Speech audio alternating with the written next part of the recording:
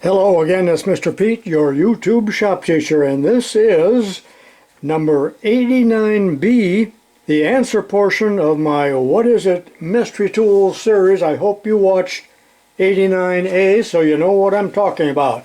So now we have pretty much identified these tools. There's one or two we're not real sure about, so let's begin. Okay, here's item 1.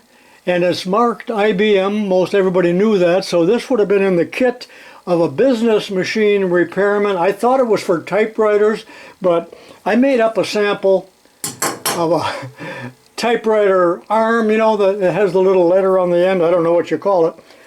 And to stick in this little groove here, I was convinced it was for, I was delusional though. I was thinking it was to rebend those, but you know, it catches it at kind of a funny spot, so it's not doing anything other than that. So I guess I really don't know. Put it down in the comments if you do know. Remember, I had a whole bunch of these IBM tools, very nicely made and heavy. I bet it cost a fortune, but then again, so did their typewriters.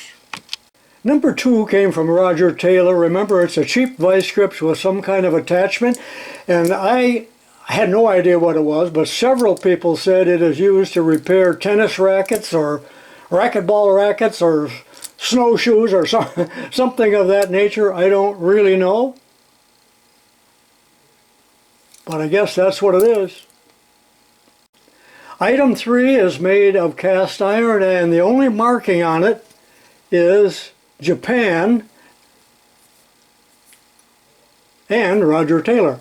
I had no idea, but several people, not just one, 3 or 4 or 10, said it is used by electricians or homeowners to shorten the length of the chain on their chandelier. You know, they make that chain way too long, so you got to cut it off depending on the height of your ceiling, or if you want to walk under the thing or hit your head on it or whatever, you may need to change the length.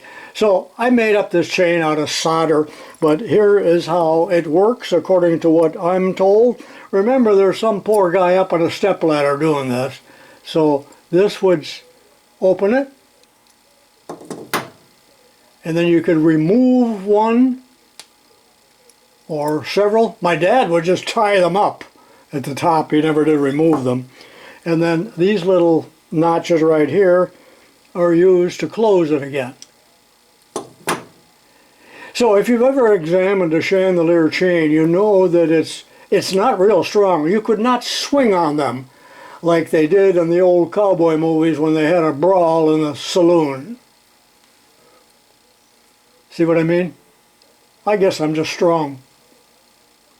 Number 4 is a torque wrench for tubing or fittings that go on tubings, something like an air conditioner, or I'm not exactly sure.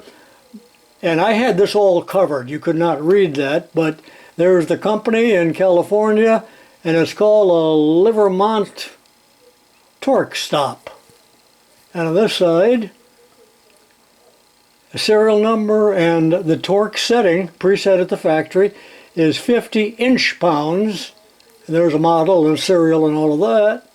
And I suppose that is a piece of wax so they can recalibrate it. Take that out and recalibrate it, or I don't know what this is. But you know, 50 inch-pounds, is that what I said? Yeah, 50 inch-pounds isn't very much, but here's a piece of hex stock, and you can see, you'll hear it click. So it doesn't take much to do that. I can do it with my index finger, which means they didn't want you to strong arm it. Bubba would use a regular wrench with a 18-inch cheater bar on it and ruin it. So you just need a little bit of torque for whatever the application is. I'm not sure, but I bet that's a $200 tool. Number 5 is an electroscope, not a galvanometer, and I had all kinds of guesses, but quite a few people had this right and remember it from science class. This came from a school out in eastern Illinois. So we've got a Erlenmeyer flask here with a cork, with a rod and a ball, and very thin aluminum foil. Some of these are made with gold leaf, but it would be $75 for that piece. No, not that much, but it would be a lot. So the whole purpose of this is so that you can show the class an electrostatic charge, or I should just say static. Let's demonstrate.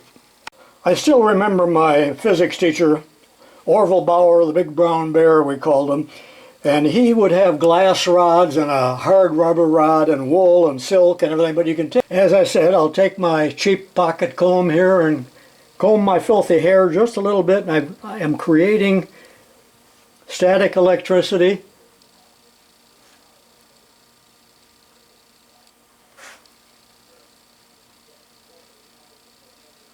Just a terrible reflection. Well, now I've grounded it. Let me use a balloon.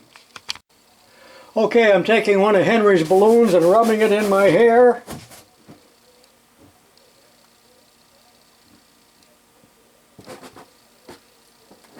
And it's just proving that there's static electricity.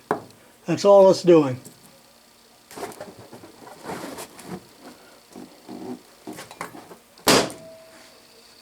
Okay, number 6. This caricature is Ernest Hemingway, famed author, sportsman, fisherman, soldier of fortune, quite a character.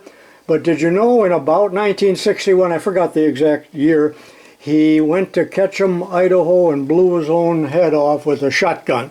And I don't know if that's what this is supposed to be showing.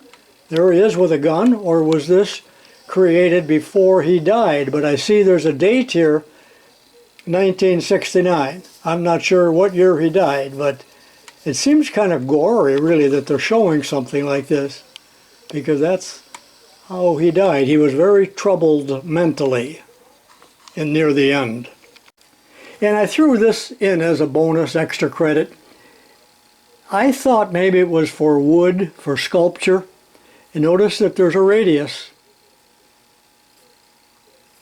on the end. The only thing I don't understand, if you were using this, you couldn't push on it right here. There's no wooden handles, but I guess that's what it's for. And maybe it's even for clay or plaster rather than wood. I really do not know, but it looks to be a quality tool, not some hack job. Very nice quality. So that's what that is. So that completes this little video. This is Mr. Pete saying so long for now. I'll see you next time. I have a lot of other videos if you're interested.